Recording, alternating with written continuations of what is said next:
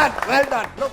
अच्छा, वो आपका जो डांस वाला वीडियो है बड़ा वायरल हुआ, और ललन टॉप के कुछ साथी पूछना चाहते थे, प्रदीप गुप्ता ऐसे भी अकेले में भी कभी कभी या कहीं और भी डांस करते हैं कि उस दिन इतने खुश होकर कर लिए थे डांस?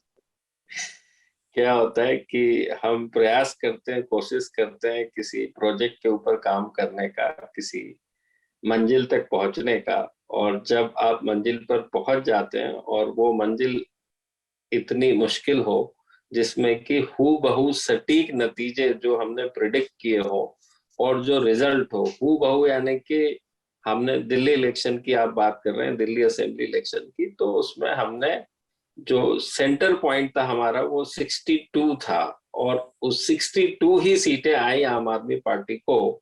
तो जो एक सक्सेस कई प्रकार की होती है, एक सफलता के कई मायने होते हैं, बट ऐसी सफलता कि उसके आगे कुछ बाकी ही ना रहे मंजिल प्राप्त करने के लिए, तो आप अमूमन उत्साहित हो जाते हैं, और उस उत्साह के चलते आपके चैनल में साथ साथ पीछे यदि म्यूजिक हो, और म्यूजिक ऐसी हो कि उसमें डांस और थिरकने का अंदाज हो, तो अमूमन पैर थिरक जाते हैं। तो it's just that, nothing more than that.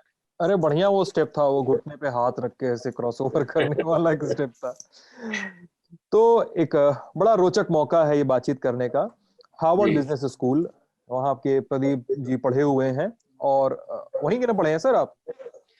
हाँ जी, मैंने 3 साल एक कोर्स होता है ओपीएम, उसकी पढ़ाई की है। हाँ, तो प्रदीप गुप्ता वहीं के पढ़े हुए हैं, और वहां के कोर्स में, पाठ्यक्रम में कहा जाए तो एक्सेस माई इंडिया की रिसर्च मेथोडोलॉजी अब शामिल हो गई है जी। और इस सब पर आएंगे प्रदीप जी, आपके चुनावी सर्वे, उसके तरीके और सब तमाम चीजों पर बातचीत करेंगे। लेकिन उसके पहले जानना चाहेंगे कि थोड़ा अपने बारे में बताइए। मैं ये डॉक्यूमेंट पढ़ रहा था, उसमें आपके पिताजी स्वतंत्रता सेनानी थे, आप उनके साथ पॉलिटिकल रैलीज में जाते थे, फिर पढ़ाई लिखाई हुई, फिर चुनावी सर्वे आता है। एक्सेस माई इंडिया के बारे में थोड़ा बताइए, शुरुआत के बारे में बताइए। बहुत सिंपल है। पिताजी पोएट राइटर, जैसे आपने बताया था स्वतंत्रता सेनानी थे, तो एक पोएट राइटर का सपना होता है कि हमारा खुद का पब्लिकेशन हाउस हो, मीडिया हाउस हो। उस जमाने में मीडिया हाउस का मतलब था प्रिंटिंग प्रेस हो। तो उसके चलते उन्होंने नेचुरली मुझे प्रिंटिंग टेक्नोलॉजी एजुकेशन में शामिल करवाया कॉलेज में।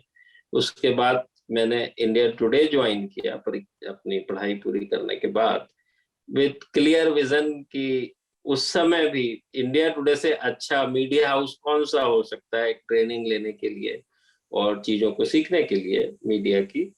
तो मैंने 4 साल करीब इंडिया टुडे में काम किया। इंडिया टुडे मैगजीन्स होती थी उस समय, टेलीविजन चैनल तो कोई भी नहीं होते थे प्राइवेट, और बड़े बड़े लोग मैगजीन के एडिटर थे। मेरी उम्र तो 20 साल थी, जैसे कि प्रभु चावला जी, प्रणय रॉय जी, शेखर गुप्ता जी, ये सारे एक एक मैगजीन के एडिटर्स होते थे इंडिया टुडे में।